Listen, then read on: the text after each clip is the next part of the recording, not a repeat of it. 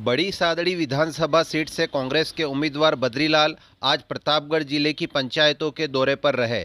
इस दौरान उन्होंने ग्रामीण इलाकों में अपने समर्थकों के साथ जनसंपर्क किया और अपने समर्थन की अपील की।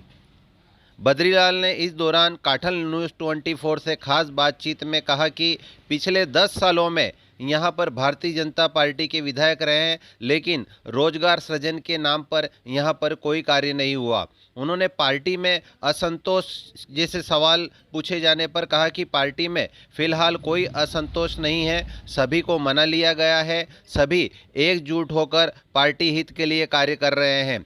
अफीम किसानों की समस्याओं के लिए उन्होंने कहा कि वह सरकार से इस विषय में बातचीत करेंगे और इस क्षेत्र के अधिकांश किसान जो अफीम की खेती करते हैं उनकी समस्याओं के समाधान के लिए वह प्रयास करेंगे। साथ ही यहाँ का जो एक बहुत बड़ा मुद्दा है रोजगार, उसका भी समाधान करेंगे। भारतीय राष्ट्रीय कांग्रेस से आप बड़ी सादड़ी विधानसभा क्षेत्र से उम्मीदवार हैं।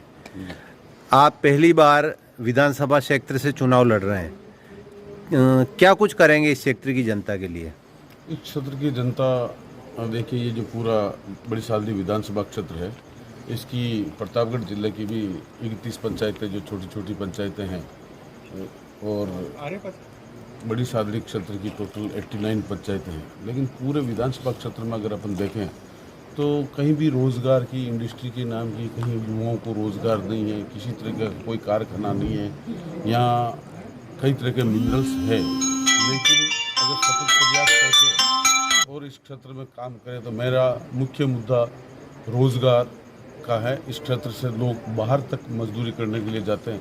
कहीं न कहीं कोई इंडस्ट्री इस क्षेत्र में डेवलप होती तो आज ज़रूर युवाओं को रोज़गार मिलता, और आगे हमारा प्रयास रहेगा कि इस क्षेत्र में हम युवाओं के लिए इंडस्ट्री डेवलप कराएँ। दूसरा, जो किसान है खेत का, और किसानों की स्थिति है वो दूसरी ठीक नहीं है। सिंचाई का आप किसी भी मामले में किस तरीके से पहुँचे, इस योजना पर भी आगे जमीन को समतल करने के लिए सरकार से साथ ही करके उसको समतल करने में कम से कम अनुदान 50% शोषण हो रहा है। अनुदान को एक दृष्टि से आप फिजिकली अपन खेती कर सकें। अफीम काश्तकार, जो अफीम सिंचाई का पानी किस तरीके से पहुँचे, इस योजना पर भी आगे काम करने का पूरा प्रयास रहेगा। साथ ही जो अफीम काश्तकार है उनका जो शोषण हो रहा है, एक दृष्टि से आप उसको फिजिकली अपन देखें तो अफीम काश्तकार जो अफीम पैदा करता है उसका 1 किलो का, जब कहीं अफीम पकड़ाती है तो नारकोटिक्स डिपार्टमेंट कहता है 1 किलो का 5 लाख रुपए अंतर्राष्ट्रीय बाजार का भाव है। लेकिन किसान जब नारकोटिक्स ब्यूरो को अफीम देता है उस समय उसको 1000 रुपये किलो का मिलता है। अब 10 आरी जो अफीम आता है उसमें 8 किलो गवर्नमेंट को देनी होती है। 10 आरी अफीम पैदा करने में कम से कम 1.5 से 2 लाख रुपए खर्चा, और गवर्नमेंट उसके सामने देती है 1 किलो के 8,000 रुपये। तो फिर मजबूरन किसान को कहीं न कहीं ब्लैक करना पड़ता है या डोडा चूरा को बाजार में अवैध रूप से बेचना पड़ता है। बल्कि जो डोडा चूरा है उसका जो नष्टीकरण का जो काम है वो आबकारी विभाग कराता है, एक्साइज डिपार्टमेंट कराता है। और जब वो पकड़ा जाता है या नष्टीकरण नहीं हुआ या रास्ते में कहीं लेके कोई जा रहे हैं या किसी के घर पे मिल गया, उसका मुकदमा NDPS एक्ट में बनता है। जब आप इसके पावर है नष्टीकरण के, एक्साइज को है, तो इसका मुकदमा NDPS में क्यों? और दूसरी बात यह है कि जब डोडा चूरा से अफीम निकाल ली गई, उसको जो बचे हुए फूतरे है जिसमें 0.2% मार्फिन रहती है, फिर भी उस डोडा चूरा को आप NDPS एक्ट पर जो दर्ज कर, ये जो त्रुटियाँ हैं, ये किसानों की केंद्र सरकार ने जो कुठाराघात कर रखा है नारकोटिक्स डिपार्टमेंट के द्वारा, वित्त मंत्रालय को, इसको ठीक करने का काम करवाएंगे। पिछले 10 वर्षों से इस विधानसभा क्षेत्र में भारतीय जनता पार्टी का कब्जा है। अब इसको आप किस तरह से अपने स्तर पे अपनी पार्टी के पक्ष में करने का प्रयास करेंगे? देखिए, पिछले 10 वर्ष से सही बात है कि बीजेपी के विधायक है, लेकिन उन्होंने पिछले 10 वर्ष के दोनों के आप कार्यकाल देखिए कि 2013 से 18 गौतम दत्त का कार्यकाल रहा। उन्होंने जिस तरीके का काम करा, लूट मचाई, और उसके बाद में जब उनकी लूट और जिंदगी गुंडागर्दी की वजह से उन्हीं की पार्टी ने उसका टिकट काट दिया था। फिर 2018 में ललित ओस्तवाल जी को लेकर आए। वो बड़े सिंपल साधारण आदमी, देवता पुरुष थे, लेकिन बीजेपी को देवताओं की ज़रूरत नहीं है, अच्छे लोगों की ज़रूरत नहीं।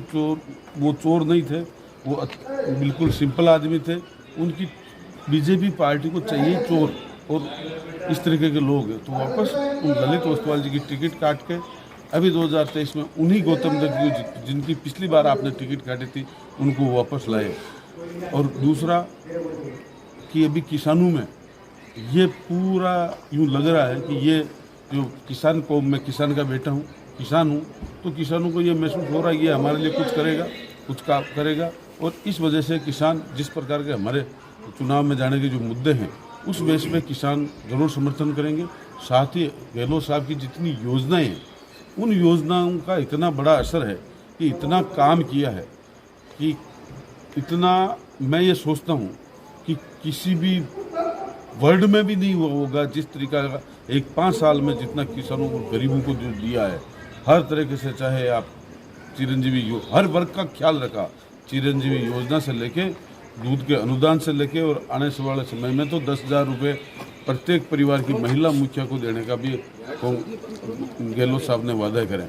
आपकी उम्मीदवारी की जो घोषणा है उसके बाद पार्टी में कुछ कार्यकर्ता नाराजगी जता रहे, उसको दूर करने का आप किस तरह से प्रयास करेंगे, क्या रणनीति है आपकी? लगभग हम सारे कार्यकर्ताओं से नाराजगी दूर हो गई, सारे साथ में आ गए, सबको साथ में लिया, हमने दौरे चालू कर दिए। आज मैं प्रतापगढ़ के दौरे पर आया हूँ और जितने कार्यकर्ता, देखिए क्या ये होता है कि जो टिकट जब भी मांगा जाता है तो हर व्यक्ति 7-8 लोग टिकट मांग रहे थे, हर व्यक्ति के अपने अपने कार्यकर्ता होते और सबके अपनी भावना जुड़ी रहती है। तो भावना जब जुड़ती है हर व्यक्ति की तो दूसरों को ये लगता है कि मेरे ही नेता को टिकट मिलना चाहिए, लेकिन जब टिकट की घोषणा होते ही ऐसा मनमुटाव देखने को मिलता है। लेकिन जितने भी थे हम सबसे मिले और सब लोग हमारे साथ में आ गए और हम मजबूती से एक साथ में चुनाव में। भूतपूर्व विधायक प्रकाश जी चौधरी ने नामांकन दाखिल किया है, उनका नामांकन उठाने की क्या प्रयास करेंगे?